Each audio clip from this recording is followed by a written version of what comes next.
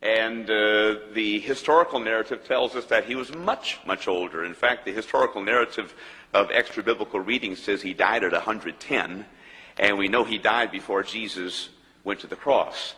And so you're talking about a man, I know all the pictures and eye makes and such, you think of a young man, I think the reason I'll tell you shortly, but it's very probable that this was an old bachelor that may have finally discovered a gal who would settle for him. And so when you're thinking about Jesus, you know, this was not some young, strong buck, you know, that had the world by the tail. This is a man well on the backside of life, perhaps, and an older gentleman that had kind of been looked over and left behind by a lot of the gals. And no doubt that he didn't have all of the fancy trappings. He certainly didn't bring any money to the situation. He didn't have a house. He had no means. He was one of those guys that everybody said, you know, poor old Joseph's family, he's in the lineage of the kings. He should be living in Jerusalem. He should have a beautiful condo or a real nice adobe hut, at least, in the city of Jerusalem. Instead, he's got a shack in Nazareth up in the north country. You know, he's on the other side of the tracks. In those days, it was on the other side of Samaria. And it was really where nobody wanted to go. And so it was somebody who should have been a somebody, but it was a nobody who was looking for anybody, and he found her. Mary. We always think of her as a beautiful, young, sweet, innocent Mary, maybe 15, 16, 17 years old in the prime of her youth. Truth of the matter is, her cousin was already well past 50 years of age, who bore John the Baptist. It was a miraculous birth. They were cousins, John the Baptist and Jesus, second cousins. And you've got this family. She's probably an older woman. If you really want to know the truth, Mary, because we say she's a virgin, we automatically say young woman. And nowadays in America, that age is getting younger and younger and younger, for necessity's sake. But in Bible days, it was not uncommon for a lady to be of senior age before she finally found somebody willing to take on the responsibility of taking care of her. There was no welfare, no government handouts. There was no system of caring for them. So you worked and waited till somebody hopefully found you. And she was probably one of these unclaimed blessings. I know we saw the pictures, and I understand that the children all want to play Mary when they're, you know, junior age girls or primary age. But the truth of the matter is, you look at the people God used, looking at a man that never met up to the expectations of his family, never achieved the status or stature that everybody thought he should have, settled for a meaningless job in an insignificant city, and finally found a gal who had a lot of old relatives because she was probably pretty old herself. She was still able to bear children. You say, I don't believe any of that. I know facts are funny things, aren't they? And when you start searching the scriptures and doing the research, you find out that there's probably quite a bit of truth to what I'm saying. She was a virgin and older, which tells you something. She might not have been exactly the catch of the year.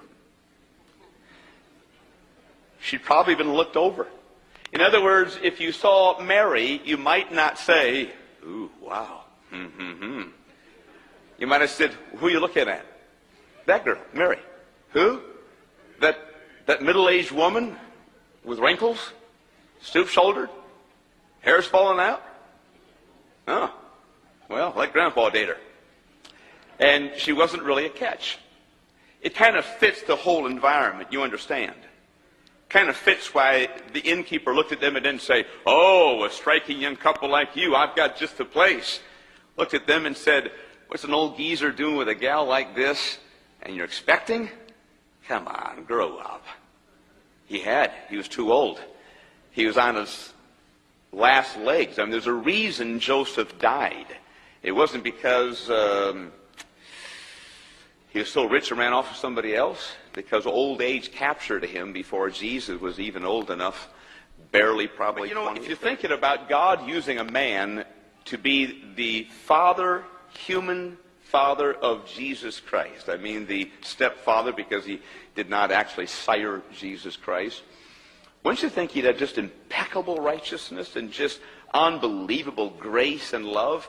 And yet, from our Bible studies we're having on Wednesday nights about marriage, divorce, and remarriage, is it not amazing that this man who's going to rear the Son of God who said the only reason people put away their wives is for hard-heartedness, as soon as he found out his wife may have not been faithful, he says, that's it, it's all over. I mean, where's the story of his sitting down and talking to her? Where's the story of grace and mercy and forgiveness? I'm not blaming the man, because it's what a natural man would normally do, even a good, righteous man. But I mean, if some guy's going to be the earthly father of Jesus Christ, should not he be an exceptional young man, or exceptional any old man?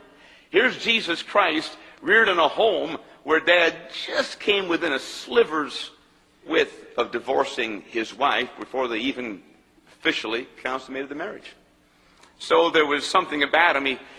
I don't know how much attachment he had to that girl. I don't know how deep the love was.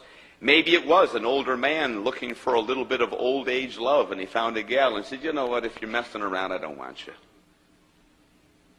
Willing to put her away, divorce her, before they even got off to a start. What's very interesting to me is you had a home with a godly mother. I believe Mary truly was a godly woman. But you've got a home where strife and contention are.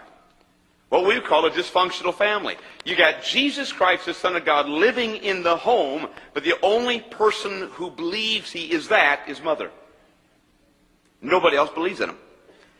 And John, I believe, is chapter 7 rather, and about verse number 5, says, for his brethren did not believe on him. And here he is, well into his 30s, and they still don't believe on him. And he grew up with him as the Son of God, and they could have seen his impeccable righteousness, his flawless character, his perfect morality, and all it did is drove a wedge in there. You know, it sounds like a lot of families that I know of right here. Sounds like families where the man has not reached the potential that his in-laws thought he should have reached. He marries somebody that his family thought, isn't she just she's not quite what we're looking for a daughter-in-law. And he has several children with her, and he leaves. She's a single mom rearing a family all by herself. The home is divided over what is right and what is wrong. The Son of God's living there, but nobody believes in that at all.